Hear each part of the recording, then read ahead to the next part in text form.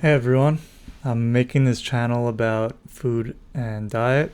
Um, I found out about this physician who lived in the late 1800s. His name was Alexander Haig. And the way I found out about him was there's this website called forgottenbooks.com. And it's basically a database, and it has over 1 million books you can read for free. And they're all pretty old. They're all from like 1800s, 1700s, like 1600s. And I was just looking through all these different diet and food books, and I read like so many. Like I was just going through them, reading them, and one of them stood out to me in particular. This guy Alexander Haig, um, and I mean, you can find out about him on Wikipedia, and you can read his books for free. But the thing is, like, nobody's talking about him or his ideas on YouTube or social media. Pretty much no one's even heard of the guy. And I just want to start this channel to talk about his unique ideas. And yeah, so that's what this is going to be about. I'm not claiming that this is, the end all be all. And this is not medical, you know, consult your doctor. This is not. Um, yeah, you know what I'm saying. But anyway, so he's all about. He wrote like 5 books, all about uric acid as the causation of disease, or a factor in the causation of disease. That's his main book. It's like 1,000 pages, and then he has like condensed versions of those. This book called Diet and Food, which I've read like 10 times, and he has a few other ones.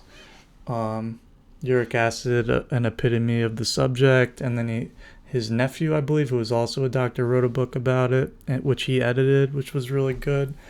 But basically, what he's saying is the diet should consist of foods that minimize the purines and the uric acid found in the foods.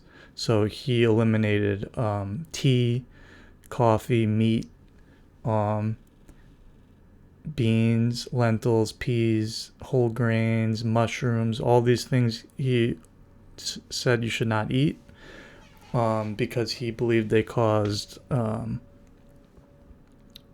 all kinds of problems like flatulence, like bloating gas, and also eczema, and just all kinds of problems. Um, and he, the book Diet and Food is actually called Diet and Food as it relates to endurance. And I want to read just, there is a passage in chapter 5 um, that I want to read. So, um, all right. So he says in chapter 5, as shown in the preceding pages, the material, albumin, for the production of the required force can be made absolutely certain of, and is not lacking either in quantity or quality in the foods to be used.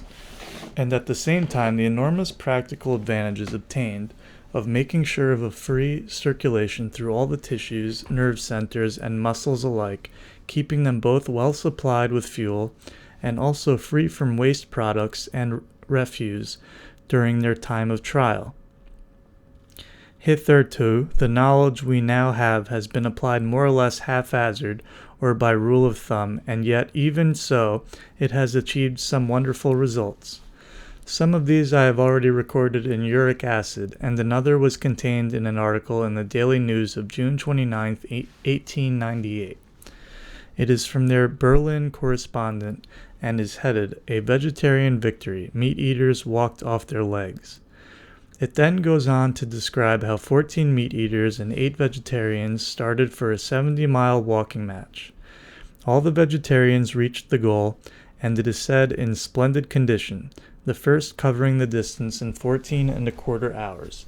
An hour after the last vegetarian came the first meat eater, and he was completely exhausted. He was also the last meat eater, as all the rest had dropped off after 35 miles. Now these results, so far as I know, were produced without any scientific knowledge and in more or less ignorance of the facts above stated. And if so much has thus been achieved, how much more may be possible if we apply our knowledge with care and thoroughness, if we ensure sufficient albumin and force, while rigidly excluding the poisons which cause friction and jar in the machinery.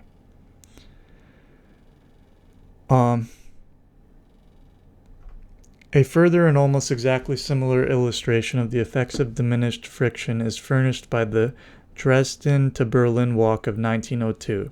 For this, 18 vegetarians and 14 meat eaters started, and 10 of the vegetarians, but only 3 of the meat eaters came in.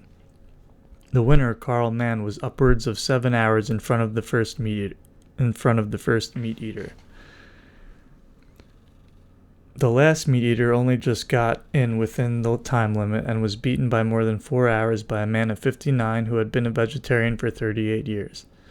All right, basically, you get the point. But, just reading this, I was just thinking about how, like, now you have these guys running super marathons, who eat meat, So maybe this wasn't the best passage to start off with, but I'm going to talk about a lot of different topics on this channel. Like, he talks about everything. He talks about sugar. He talks about each type of food has a certain amount of what he calls albumins. So, like, that's the nitrogen in the food, and that's the most important thing, he says, for the production of force. I think I'm going to talk about that in a different video. I just wanted to make this intro video. And what else? I'm just gonna, another thing is, like, I've tried a lot of different diets, I've tried carnivore, keto, and, like, high carb. What else? Just the standard, mixed diet. And I do feel like he's onto something, because I think that when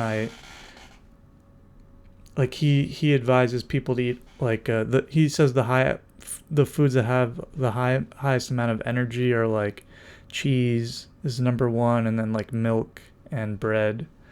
His diet consisted mostly of bread, and he says you can't really, and nuts are good, dried fruits. And he says you can't survive on, you can survive, but you'll be way under your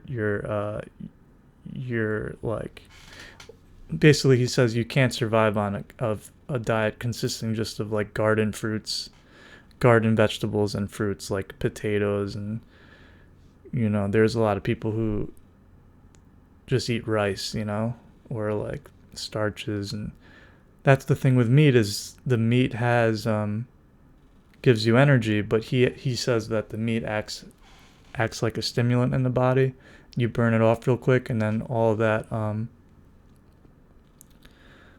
uric acid gets stored in the body, so it's continually, every time you eat it, you get a little bit of energy, but then all the poisons get stored in the body over and over and over, and you're just accumulating the poisons.